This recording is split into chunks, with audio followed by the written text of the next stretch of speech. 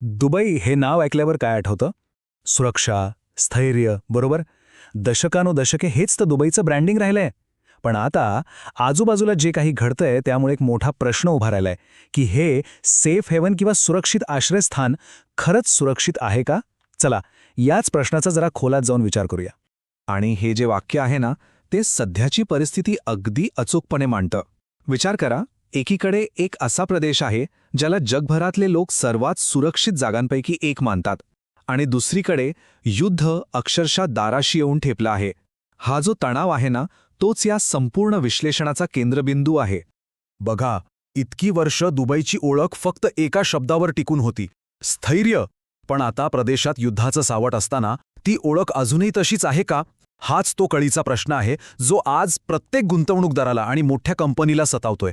ठीक आहे, तर मग ही गोष्ट नीट समजून घेण्यासाठी आपल्याला थोडं मागे जावं लागेल. पाहूया की दुबई हे एक परिपूर्ण सुरक्षित आश्रयस्थान म्हणून नक्की कसं उदयास आलं. दुबईचा हा जो बदल आहे ना, तो खरंच अविश्वसनीय आहे. विचार करा, 1971 मध्ये UAEच्या स्थापनेनंतर हे फक्त वाळवंटात वसलेले एक छोटंसं शहर होतं. आणि आज ते लंडन, न्यूयॉर्क आणि हाँगकाँगच्या पंक्तीत जाऊन बसलंय. एक मोठं जागतिक आर्थिक केंद्र बनलंय. हा प्रवास खरंच थक्क करणारा आहे. पण या शहराच्या रचनेत एक गोष्ट खूपच वेगळी आहे, आणि ती म्हणजे इथली लोकसंख्या. तुम्हाला माहितीये, तब्बल 90% लोक हे परदेशी नागरिक आहेत. फक्त 10% मूळ अमिराती नागरिक. हा एकच आकडा दुबईची जागतिक ओळख आणि त्यांचं संपूर्ण आर्थिक मॉडेल समजून घेण्यासाठी पुरेसा आहे. हे शहर अक्षरशः जगभरातून आलेले लोक चालवतात. तर मग इतकं मोठं परदेशी भांडवल आणि टॅलेंट दुबईकडे का खेचलं गेलं, याचं उत्तर अगदी सोपं आहे. एकतर शून्य आयकर, दुसरं अविश्वसनीय सुरक्षा, तिसरं जागतिक दर्जाच्या पायाभूत सुविधा, आणि सगळ्यात महत्त्वाचं म्हणजे त्यांनी फक्त तेलाच्या महसुलावर अवलंबून न राहता पर्यटन, वित्त आणि व्यापारासारख्या क्षेत्रांवर लक्ष केंद्रित केलं. यामुळेच अब्जाधीशांपासून ते वॉल स्ट्रीटच्या मोठमोठ्या कंपन्यांपर्यंत सगळ्यांनी इथे गर्दी केली. आणि ही गोष्ट तर तिथे नेहमीच ऐकायला मिळते, नाही का? की तुम्ही तुमची महागडी बॅग टेबलवर तशीच सोडून जरी गेलात तरी तासभराने परत आल्यावर ती तिथेच सापडेल. ही केवळ एक म्हण नाही, तर हेच दुबईचं ब्रँड होतं. ती संपूर्ण सुरक्षिततेची भावनाच त्यांच्या ओळखीचा एक महत्त्वाचा भाग होती. तर आतापर्यंत आपण दुबईच्या यशाचा पाया पाहिला, स्थैर्य, सुरक्षा, विकास. पण आता परिस्थिती पूर्णपणे बदलली आहे. या स्थिरतेला आतापर्यंतचं सर्वात मोठं आणि थेट आव्हान मिळालंय, ते म्हणजे दारावर आलेलं युद्ध. म्हणजे बघा, आतापर्यंत एक प्रकारचा अलिखित करार होता. असं मानलं जायचं की UAEवर कधीही थेट हल्ला होणार नाही. का? कारण तिथे इराणची स्वतःचीही मोठी आर्थिक गुंतवणूक आहे. पण आता तो करार मोडला गेला आहे. इराणने केलेल्या हल्ल्यांमुळे हे भूराजकीय समीकरणच पार बदलून गेलंय. आणि हे हल्ले म्हणजे काही लांबची गोष्ट नाहीये. प्रत्यक्ष ठिकाणांना लक्ष केलं जातंय. आंतरराष्ट्रीय विमानतळं, लष्करी तळ, निवासी इमारती, आणि सगळ्यात महत्त्वाचं, दुबईच्या भविष्यासाठी अत्यंत आवश्यक असलेले डेटा सेंटर्स. धोका आता फक्त कागदावर राहिलेला नाहीये, तो खूपच वास्तविक बनलाय. आणि याचा कंपन्यांवर काय परिणाम होतोय याचं उत्तम उदाहरण म्हणजे Amazon वेब सर्व्हिसेस. ड्रोन हल्ल्यांमुळे त्यांच्या डेटा सेंटर्सचं नुकसान झालं आणि त्यांना आपल्या सेवांमध्ये मोठा व्यत्यय येऊ शकतो अशी चेतावणी द्यावी लागली. आता विचार करा, जेव्हा AWS सारखी मोठी कंपनी असं काही सांगते, तेव्हा तंत्रज्ञान आणि AI क्षेत्रात गुंतवणूक करणाऱ्या सगळ्यांच्याच मनात धास्ती निर्माण होते. ही तर अगदी उलटी परिस्थिती आहे. आधी कसं होतं? कंपन्या सुरक्षितेसाठी दुबईत येत होत्या, आणि आता गोल्डमन सॅक्स आणि सिटीग्रुप सारख्या मोठ्या वित्तीय संस्था आपल्या कर्मचाऱ्यांना कार्यालयांपासून दूर राहण्यास सांगत आहेत. इतकंच नाही, तर दुबईतून तात्पुरतं बाहेर जाण्याचा पर्यायही देत आहेत. हा त्यांच्या दृष्टिकोनात झालेला एक प्रचंड मोठा बदल आहे. पण थांबा, असं नाहीये की दुबईने याआधी मोठी संकटं पाहिलेली नाहीत. त्यांचा इतिहास अशा संकटांवर मात करण्याचा राहिला आहे.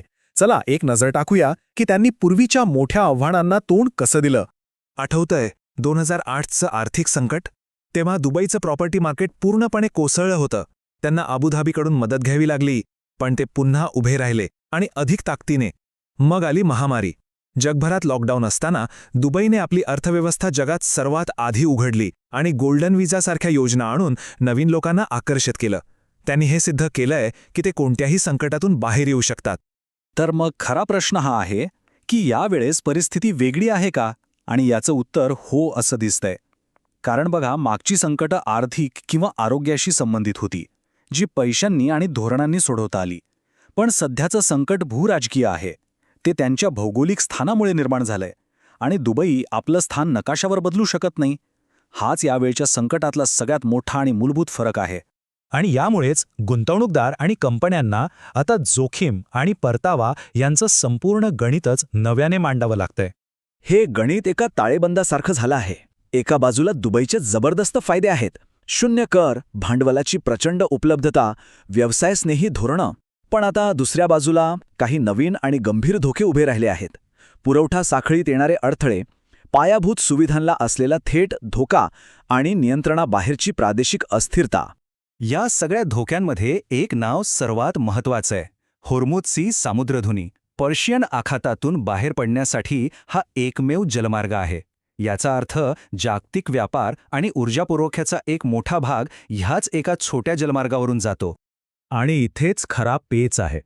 दुबईने हुशारीने स्वतःला तेलाच्या अर्थव्यवस्थेपासून दूर नेलं, पण त्यांची नवी अर्थव्यवस्था म्हणजे व्यापार आणि लॉजिस्टिक्स याच सामुद्रधुनीवर मोठ्या प्रमाणात अवलंबून आहे. आता विचार करा, जर हा मार्गच धोक्यात आला तर दुबईच्या या आधुनिक तेल विरहित अर्थव्यवस्थेचे काय होणार? हे सगळं एकत्र पाहिल्यावर एक गोष्ट स्पष्ट होते. ही दुबईच्या संपूर्ण मॉडेलची एक अंतिम परीक्षा आहे. आणि ह्या परीक्षेत पणाला काय लागले माहितीये? तब्बल 100 अब्ज डॉलर्स. ही ती रक्कम आहे जी UAEने कृत्रिम बुद्धिमत्तेमध्ये म्हणजे AI मध्ये गुंतवण्याचं ठरवलं आहे. आणि गंमत बघा, ही प्रचंड गुंतवणूक त्याच डेटा सेंटर्सवर अवलंबून आहे जे आज हल्ल्यांच्या छायेत आहेत. आणि यामुळेच आज प्रत्येक गुंतवणूकदार, परदेशी नागरिक आणि कंपनी स्वतःला एकच प्रश्न विचारत आहे: मी इथे दीर्घकाळासाठी राहू शकेन का? अल्पकालीन फायदे अजूनही आहेत, हे खरंय, पण पुढची 10-20 वर्ष डोळ्यासमोर ठेवून इथे आपलं भविष्य घडवणं सुरक्षित आहे का, हाच खरा सवाल आहे. तर जागतिक भांडवलासाठी अंतिम निर्णय घेण्याची प्रक्रिया आता अशी झाली आहे. पहिलं म्हणजे दुबईची सिद्ध झालेली लवचिकता आणि जबरदस्त आर्थिक फायदे मान्य करावे लागतील. दुसरं, हा जो नवीन भौगोलिक धोका आहे जो टाळता येण्यासारखा नाही, त्यालाही विचारात घ्यावा लागेल. आणि मग तिसरं आणि सगळ्यात महत्त्वाचं, हा निर्णय घ्यावा लागेल की करमुक्त आणि उच्च वाढीचं वातावरण या प्रादेशिक संघर्षाच्या धोक्यापेक्षा अजूनही जास्त महत्त्वाचं आहे का? आणि शेवटी आपण एकाच प्रश्नापाशी येऊन थांबतो: दुबईचं भविष्य काय असेल? ते प्रत्येक वेळेप्रमाणे याही संकटातून बाहेर पडून एक लवचिक आश्रयस्थान म्हणून स्वतःला सिद्ध करेल, की त्याचं भौगोलिक स्थानच त्याच्यासाठी एक असा जुगार ठरेल ज्याचा निकाल काहीही लागू शकतो? याचं उत्तर तर येणारा काळच देईल.